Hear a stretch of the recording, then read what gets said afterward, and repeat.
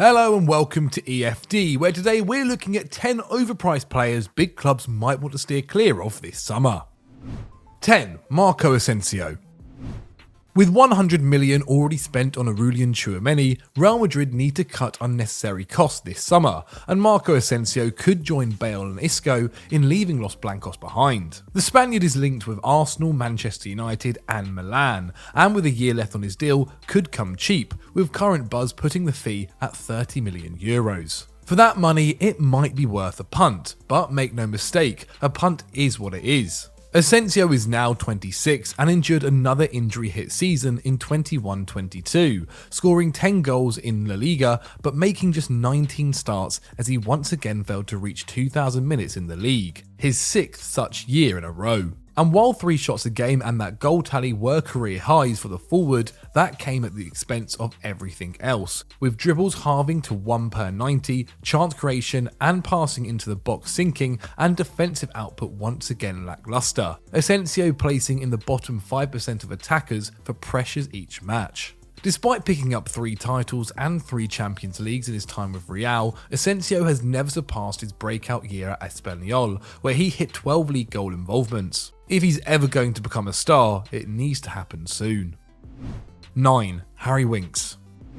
English manager signs English player is a headline you can reuse every transfer window, and Frank Lampard seems happy to continue the trend, with the Everton boss linked to a swoop for Harry Winks this summer. On the face of it, it's not stupid. Winks is proven, homegrown and 26, and the Toffees desperately need midfielders, with Ali, Davies, Gomez and Gbamin all unreliable, while Alan is 31 and Doucouré 29. Conte gave Winks just 800 minutes last season, but Daniel Levy's negotiation skills mean the Englishman is still likely to command a fee over £20 million. And is he worth it? Winks is tidy on the ball, completing more passes and long balls each match than all of Lampard's options, but only 29% of his passes go forward, compared to nearly 40% for Alan, and he doesn't offer the defensive presence the club requires, with no Everton midfielder topping 4 tackles interceptions a game, and Winks winning possession just 3 times per 90. With Florian Grealish available on a free and Crystal Palace reportedly in for Lens's Czech Doucouré for £20 million, spending so much on Winks seems like a lack of imagination. Let's hope Lampard can prove us wrong. 8. Marcos Alonso. 6 years after he arrived at Chelsea, Marcos Alonso wants to return to Spain this summer, and Barcelona are apparently keen to make that happen. But though the wingback only has a year left on his deal and is 32 in December, the Blues still want a reported £20 million to let him go. Unsurprising, given that he played 2,200 minutes in the league last campaign. In that time, Alonso delivered 8 goals and assists, and perhaps that's what attracted Barca to the Spaniard as a Jordi Alba replacement. But does he really fit the bill? Alonso isn't much younger than the 33-year-old Alba, and while he seems similar in some ways, rating highly for attacking involvement and acting as an outlet for his team in the top 3% of fullbacks for progressive passes received, he's mostly done it in a back 5. Not a back 4. Barcelona only used that setup twice last year, and it's hard to see whether Alonso could be defensively sound and maintain his offensive effort in a new role, especially as he doesn't come close to Alba's progressive running or passing, despite playing higher upfield. In all, it's a costly move for another limited veteran, and one Barca could do without. Not everyone with a Spanish passport has to end up at the Camp Nou. 7. Richarlison. After a season which only saw them avoid relegation on the 37th matchday, it's understandable that Everton's better players are linked with moves away, and Richarlison is their most valuable asset. The Brazilian topped the squad for goals and assists with 15 altogether, more than a third of the club's total, and has been linked with PSG and Spurs as he considers the next step in his career. Richarlison certainly has talent. His output on an appalling team suggests he could do more with better support. He can play wide or up top, and he's a hard worker. But he's also a risk. Last season he saw his XG drop, not what you'd expect from a 25-year-old coming into his prime, while his ball progression, which had previously stood out, also took a tumble, with forward passes and dribbles declining. His discipline got worse too, with a third of his appearances ending in a card, and when you factor in an asking price reportedly in the range of £60 million, you start to wonder if the Toffee Man is a cost-effective way to improve an attack. It could simply be that the forward is exhausted after spending last summer playing at the Copa America and the Olympics, but with another short off-season in 2022, it remains to be seen if he has time to recover fully. Proceed with caution. 6. P.TORRES.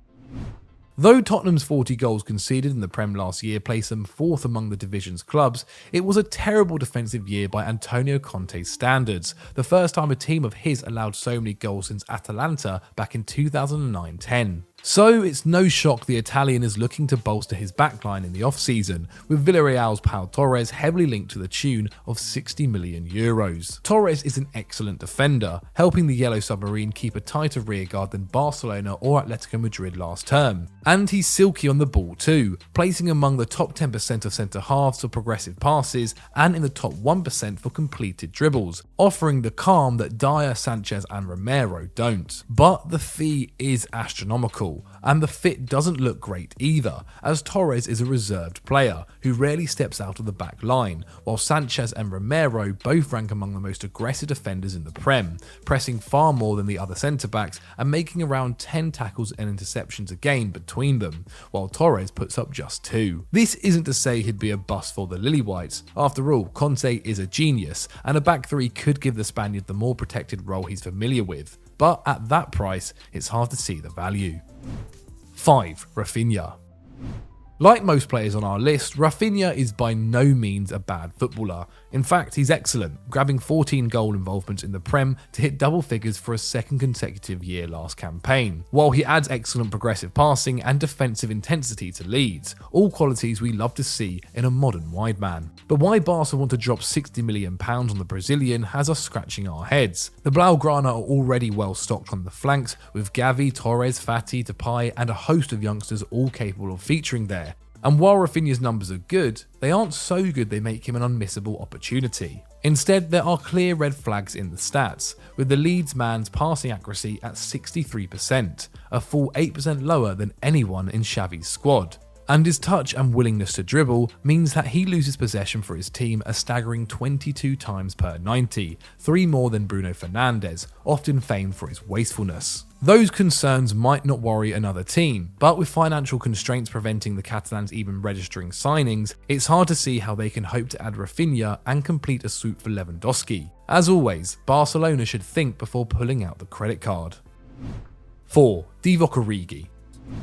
Just like Madrid, Liverpool are cleaning out their closet this transfer window, and as well as Minamino, Nat Phillips and possibly Mane, Divock Origi is leaving the club, with his deal expiring after 8 years, 6 trophies and 176 appearances for the Reds. The Belgian is heavily linked with AC Milan, but it's hard to work out why the Italian champions want him. Yes, he has a reputation for clutch goals, but the forward has made just 16 league appearances in the last 2 years, has never managed 1,500 minutes in a season with Liverpool, and his best return in a campaign is 7 goals in 2016-17, with his XG per 90 generally hovering below 0.4 despite playing for one of the best attacking sides in the game. He's lost the dribbling skill he showed as a youngster too, and he doesn't defend much either. While his £80,000 a week salary demands would put him among the best paid players at Milan, above key contributors like Tonali, Tomori and Leao. Even with no transfer fee, that's a bad deal for a guy who probably can't lead the line for a title challenger. 3. Calvin Phillips.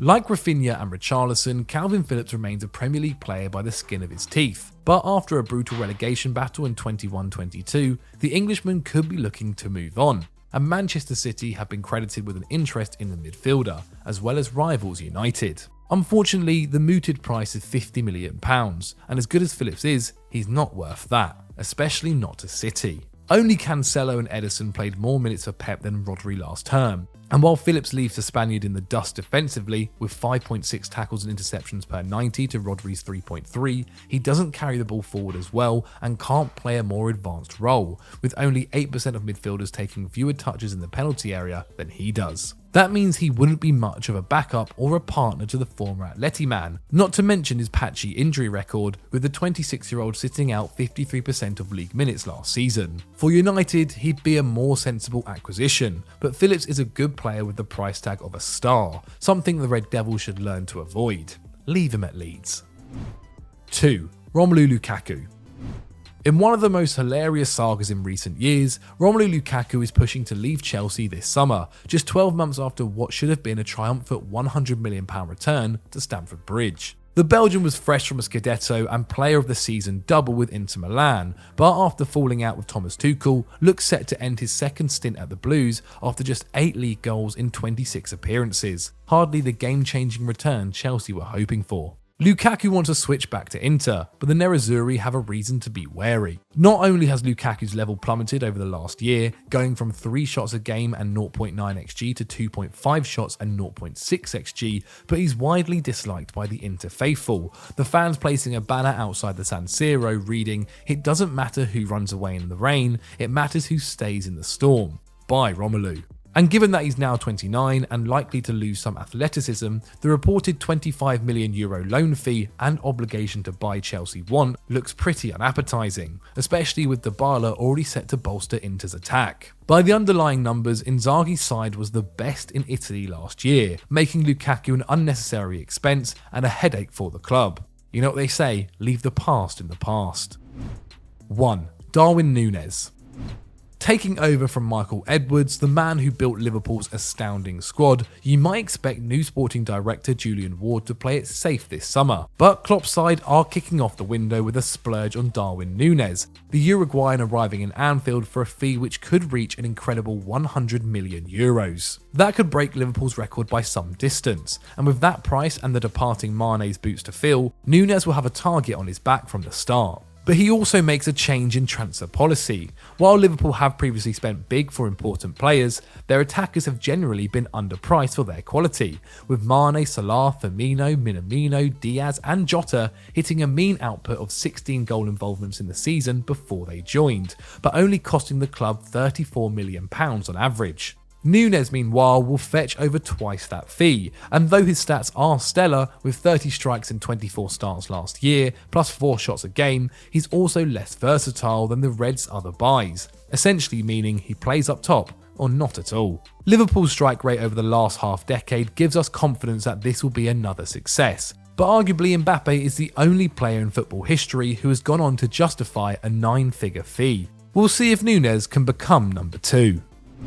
So those were our 10 overpriced players your club must avoid. Keep in mind, I did not write this script, so do not go for me in the comments below. But if you would like to vent your frustrations, or you agree or have other opinions, then let us know right down there. If you want to click on screen right now and watch more EuroFootball Daily content, then click on screen. And as always, guys, don't forget to like and subscribe.